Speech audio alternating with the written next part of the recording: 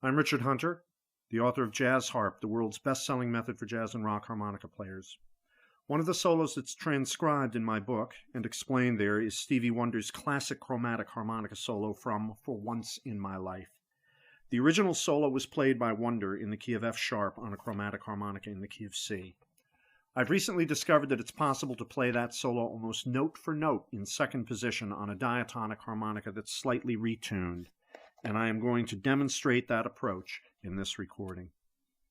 Let's start by discussing how the diatonic harmonica I'm going to use is set up. I'm holding in my hand right now a diatonic harmonica in the key of B, and I know you can't see that, but trust me, I'm actually holding it, which is the right harp for a second position solo in F sharp, the key of For Once in My Life. This harmonica has been retuned in two places. I tuned the draw 5 reed up a half step, and I tuned the blow 10 reed down a half step. This setup is very similar to a harmonica setup that's called the country tuning.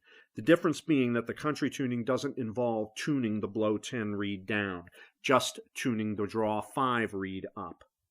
The country tuning is a very popular tuning with a lot of harmonica players who are based in Nashville, like Charlie McCoy, for instance, and with some blues and rock artists, like Steve Baker as well. You can buy harps from Hohner and Seidel out of the box in country tuning, and if you do that, then to make the tuning I'm using for Once in My Life, you only have to retune the blow 10 reed to get it. I could have used a country tuning to play Wonder's solo, but then I would have had to play the very last note of the solo with a half-step bend on the very top note of the harmonica, and it's really not easy to control that bend either in terms of pitch or timbre. It just sounds a whole lot better when you set the top reed up to play the right pitch without bending. So that's how the diatonic harp is set up for this thing. Now let's run through Wonder's solo on the chromatic as originally played to hear how it sounds on that instrument.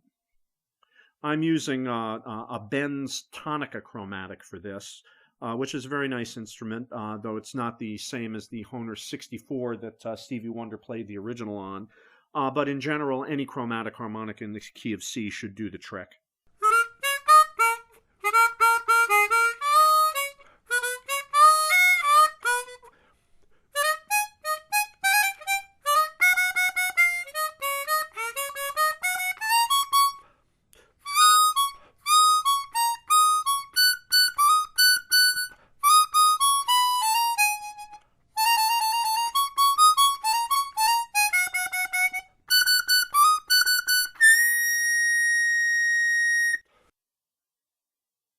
I love Wonder's chromatic work.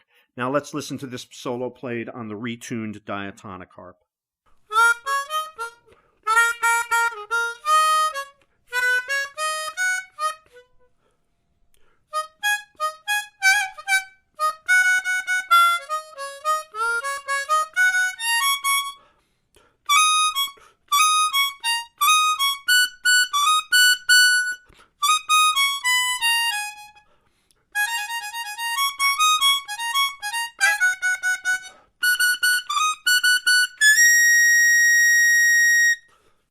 You can hear that it's not exactly the same, and in particular, Wonder uses the slide on the chromatic harp very expressively, and you just can't do that on a diatonic because there is no slide.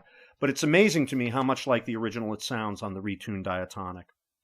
At this point in time, lots of professional harmonica players are using non-standard tunings, some of which are a lot more radical than the one I just demonstrated. The reason is that a different tuning can make things that are otherwise difficult or impossible seem easy. I hope that this little example will whet your appetite for trying out some of the cool off-the-shelf tunings out there, like the country tuning and the natural minor, which are two of my favorites, and maybe encourage you to try some new setups of your own. That's it for this session. See you later, and until then, remember, you can't spell funk without fun.